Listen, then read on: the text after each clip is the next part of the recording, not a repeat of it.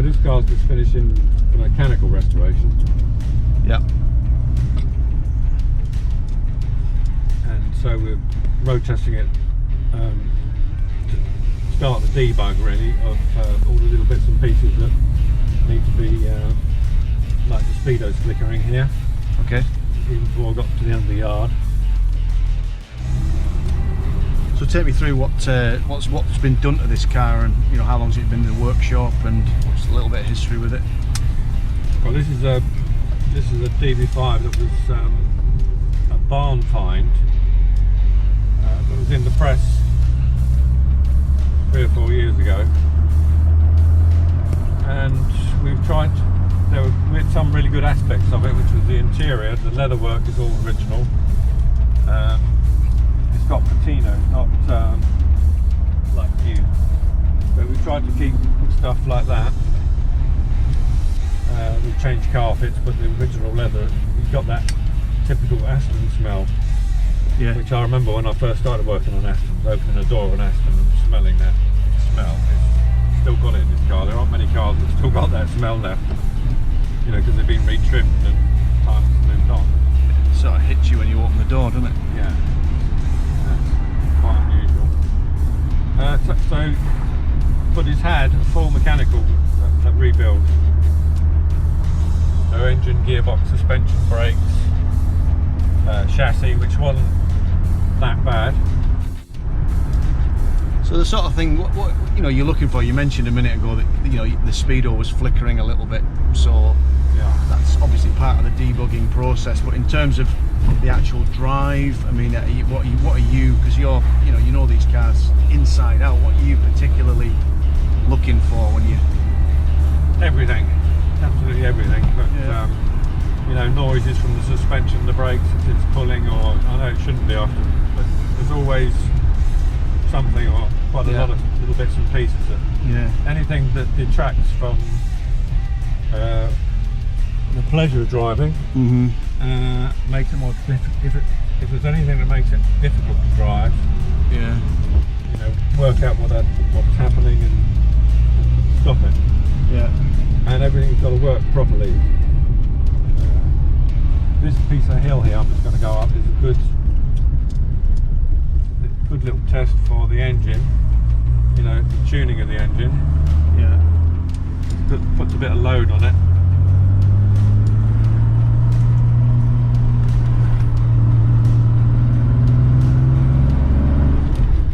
So if you're going to get a misfire, we'll normally get it around there. Yeah.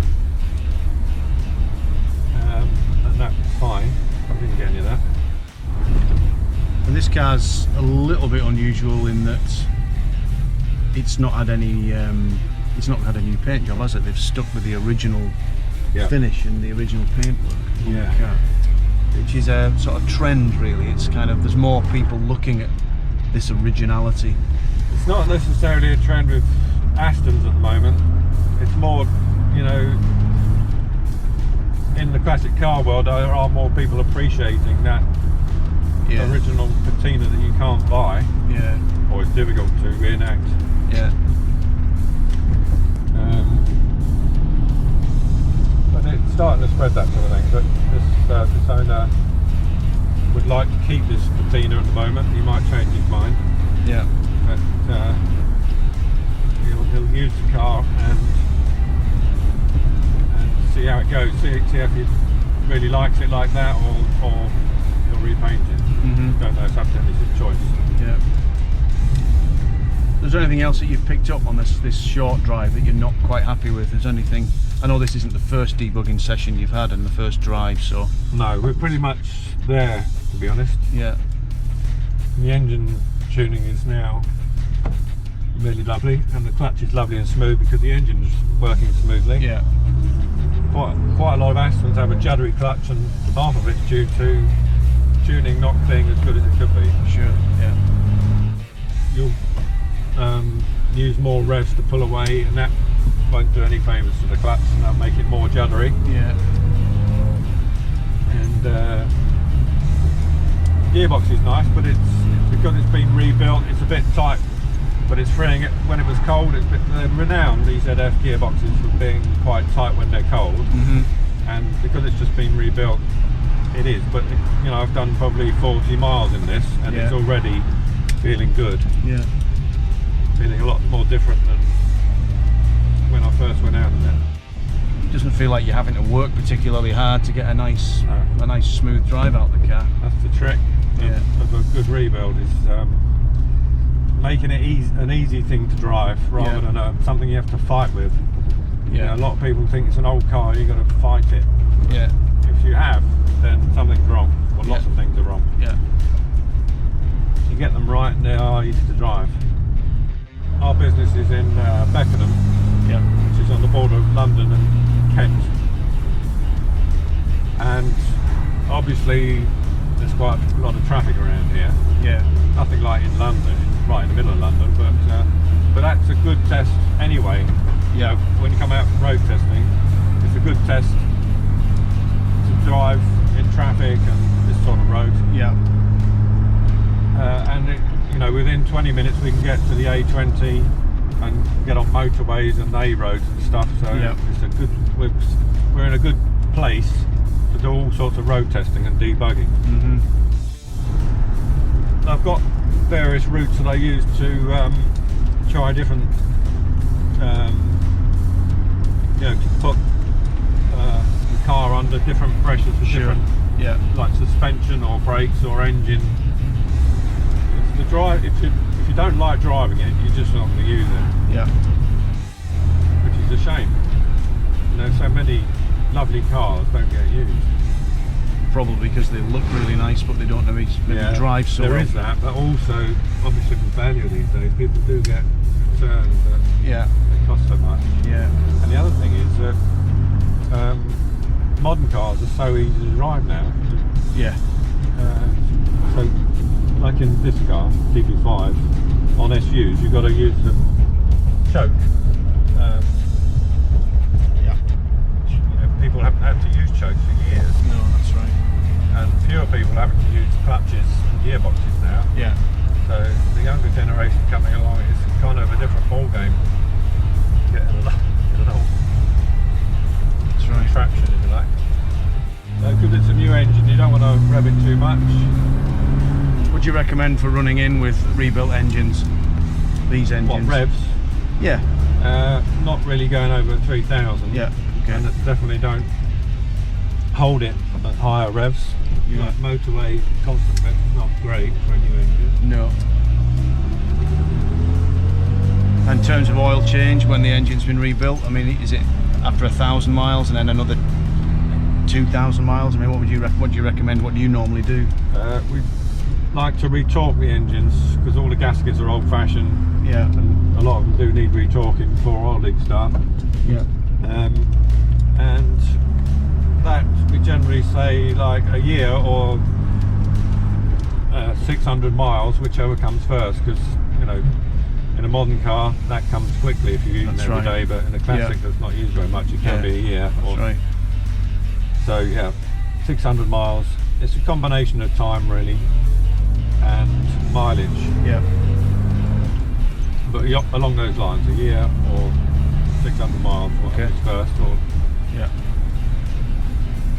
And what about, like, you know, innovations with things like engine oil? I mean, do you use modern engine oil in these cars, or are you using like some of the oil that's created for classic cars and motorbikes? I mean, what do you basically use? 2050, which is what they originally had. Okay. There are other bits and pieces in the oils these days that are clever, you know, to keep stuff clean inside. There are detergents and things. That's not, there's no problem with using any of that. But you don't use the lower viscosity oils that are in all the modern cars now. No. You don't use that because they won't do the job well enough. They do need thicker oils. You know, you get wear on tappet cups. Everything in the cylinder head with the thinner oil, because the clearances are bigger, they slap around and wear much quicker. Okay. You get oil burning with the modern oil through piston rings because the clearances for the older engines are bigger. So, and when the modern oils are thinner, so they're much more adept at getting through those smaller clearances and getting away. Okay. Yeah. And modern synthetic oils, no. Well, they're very good for. It's basically about clearances. Yeah. You know, if you put a modern engine oil in here with a lower viscosity, the oil pressure will disappear. Will be probably affected by a third. You know, so what you're looking for on these engines is 85 pounds per square inch at 3,000 revs. That's something that Aston Martin said that's what you need to have. Okay. And everyone kind of goes by that. But you really don't want more than that, because then you start end up washing away bearings, and too much oil pressure can be not good either. Yeah. So, okay. but anyway, so with the low viscosity engine, when it gets hot, say you're on the motorway on a sunny day and you've been on there for an hour, your oil pressure will drop significantly, because The oil's just got really thin.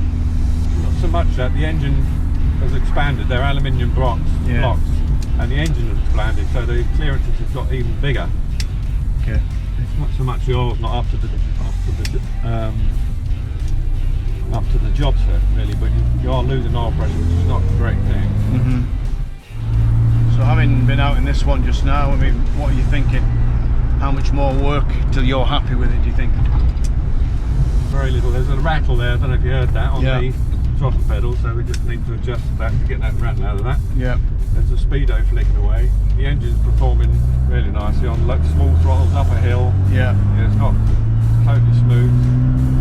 There's not much left at all. No. From a driving point of view.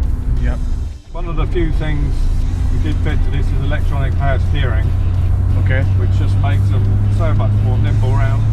It's not about to me it's not about parking, although it helps. It's more about the nimbleness on small roads, little country roads, windy roads. Yeah. It just keeps off the traffic, and it's just a much more pleasurable drive. You can turn it off as well. We put the button under here, under the dashboard, so you hardly see anything. Sure. And so an Aston DB5 that hadn't been given the Pugsley and Lewis treatment, this journey we've just been doing, it would be different, it would be harder, you'd be working harder, do you think? It would just be less pleasurable?